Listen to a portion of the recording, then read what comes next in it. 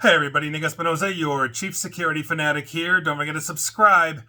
And today I want to start off with simply this. If you're a longtime listener or follower of mine or viewer of mine, you know that I'm not prone to hyperbole or conjecture. I like to basically take actual facts and analyze them. And so the reason why I'm saying this is that this segment is probably going to be controversial to some, and if they don't know me and they're seeing the title of this, they might think this is clickbait, when quite frankly, that's not the goal here, because I want to talk about what I think is happening, and we are heading towards World War III, and I think that the EU airport cyber attack is a prelude for this. I'm not kidding. I think this is actually a real important one, and hear me out here. So, for the record, this is my opinion. My analysis is my opinion. I will clearly state that, but I want to look at the direct evidence at play here, because nothing happens in a vacuum with geopolitics, something that, quite frankly, my day job revolves around, as we also quantify political risk.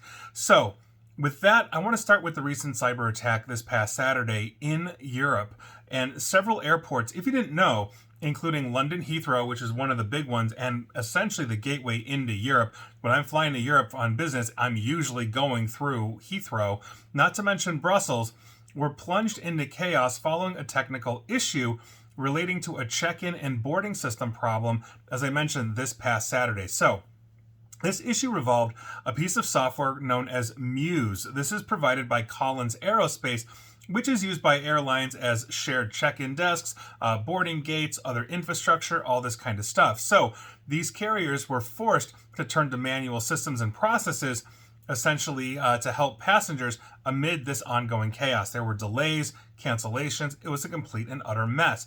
But here's the thing.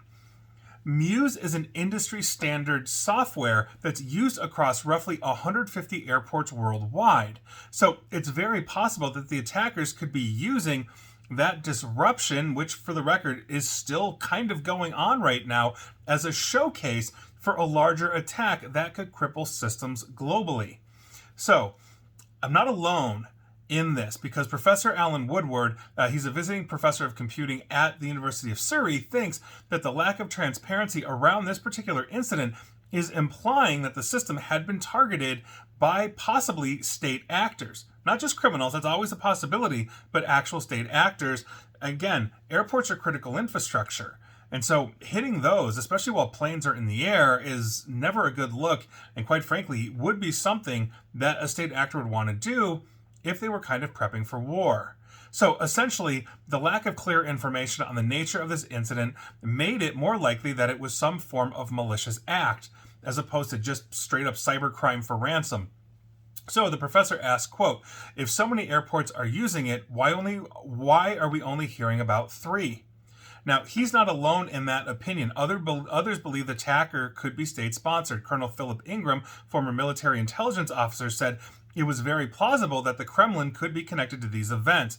And so that, for the record, was honestly my first thought when I heard about these ongoing cyber attacks as well, because just understanding aviation in terms of the software and platforms, to that point, there are a lot of different software and platforms that are used across the globe, because there are only a few big players in that space. So let's go through the evidence, essentially, of why this could possibly be Russia. Because think about it this way: leading up to the in the days leading up to the invasion of Ukraine, the Russians were basically hitting Ukrainian infrastructure. They were softening up the target. They were trying to disrupt banking systems, communication systems, all of this, destabilize the economy, destabilize the government in Ukraine, which would make it much easier to basically, and in their estimation, roll tanks through Kyiv in a few days. We now know we are basically past 1,300 days in that war, and that hasn't happened. But here's the thing: in the past week, because we just learned that a high-ranking Russian military source has warned that the Kremlin is plotting a quote-unquote gray zone invasion of Poland, and they want to do this before Christmas. Basically, this is a move that apparently this source is saying is designed to tear NATO apart. Poland, for the record, is a member of NATO. So if Poland is invaded and attacked, NATO's charter basically says that, yeah, this is an attack on all of us. And so before we say that last statement via the Irish Star, which is the publication I'm getting this information from, although there are several sources that are talking about this, before we say this is Russian disinformation, let's look at the provenance here, because this warning was apparently relayed through an Eastern European partner during London's DSEI Arms Fair this past week, and has triggered urgent discussions between the UK and the United States due to concerns of a clandestine strike aimed at fracturing NATO. Intelligence insiders have also disclosed that the warning came from a Russian one-star officer believed to be a major general, and this one-star officer has since fled Russia, according to all reports. He claims that the Kremlin is planning a non-nuclear attack on Polish soil, a measure that is basically designed to be provocative and test NATO's response and ignite political turmoil throughout Europe. Do we basically start an all-out war in all of this? This is a huge issue, not to mention the fact there's another news report that essentially Russia has just hired 20,000 Cuban mercenaries, not to mention the fact they're using North Koreans. They just went through essentially a very public show of alliance with the Chinese, who has a massive military, not doing much right now, as well as the Indians, who also have a rather large army. And outside of Kashmir and their border in dispute with Pakistan, they're really not doing much either.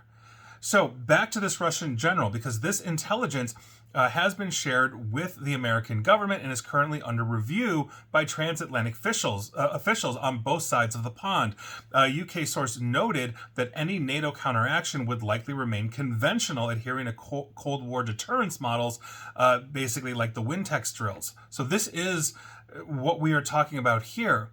But look at Russia's actions recently here, because just recently, 3 MiG-31 fighter jets equipped with hypersonic missiles basically breached Estonian airspace. Estonia is on the border of Russia. Right after circling the Gulf of Finland, which basically Estonia is part of, for 12 minutes, Russian warplanes were then intercepted. And Estonian Prime Minister Kristen Michal labeled the violation as a quote-unquote unprecedentedly brazen, while President Trump here in the United States warned that it could ignite quote-unquote big trouble. UK Foreign Secretary Yvette Cooper stated, quote, "The UK stands with our Estonian allies following yet another reckless incursion into NATO airspace by Russia. We must continue to increase pressure on Putin, including driving forward the new sanctions announced by the UK and the EU," end quote. And note the words, yet another reckless incursion. They've been doing this. They've also been flying drones over Poland, and Poland started trying to shoot them down. Basically, Poland is gearing for this. And finally, this year alone, in 2025, 6 European countries have withdrawn from the Ottawa Convention. Now, if you don't know what the Ottawa Convention is, this is the anti-personnel landmine treaty, meaning we've all agreed not to use landmines given the horrific nature and mayhem that these cause, not just amputations, but death. After wars, civilians or kids or whoever find these landmines and get blown up. And so Estonia notified in June of this year, the United Nations, that they were going to basically be withdrawing by the end of the year. Latvia, also on the border of Russia, like Estonia, notified in June, saying they are also going to be ready by the end of the year. Lithuania, also next to Latvia, just a little south of Estonia on the Russian border, in June of 2025, said this as well. Poland, in June of 2025, their parliament voted to approve their withdrawal. And Finland, basically the northernmost country on the western border of Russia, also approved officially to withdraw on June 2025 and notified the UN in July to basically say, yeah, in about 6 months in January, we're going to be ready for this as well. Basically, the Ukraine, obviously on the border of Russia, as we all know at this point, also signed that decree as well to withdraw from the treaty. So what you're looking at is essentially almost every border country except for Belarus, which is very close in ties and relations to Russia, now saying that screw this, we are going to start mining our borders in anticipation of a Russian invasion. Things are gearing up. The Russians are becoming more bold and more reckless. And in a cyber attack, the Russians have shown that they know how to leverage them very successfully. In 2014, around the time they took Crimea as a test, they essentially hit a nuclear power plant in western Ukraine, nowhere near Crimea, and knocked out essentially the nuclear power plant, basically putting 250,000 Ukrainians in the dark, no electricity, and then they ran a denial of service attack on the phone infrastructure. So no Ukrainian could call the power company to complain. That is making an enemy deaf and blind. This is what they are doing. And they are becoming more and more bold with this. Now, Putin has always essentially had his way in terms of showing flair, but we're seeing actual movement towards this. And when they are basically calling up reserves, they are conscripting anybody that, is under the age of something like 65 or 68 right now that can hold a rifle. And they are using North Korean troops, Cuban troops, mercenaries from around the world. And God forbid, China is basically going to start in on this as well, or India. We have a huge problem on our hands here. This is gearing up, and the entire Eastern Bloc of Europe that is friendly to NATO or part of NATO is gearing for war. Germany is arming in a way that they haven't armed since World War II. Literally, the Nazis, they are literally arming in that way, and everybody basically is gearing up for this.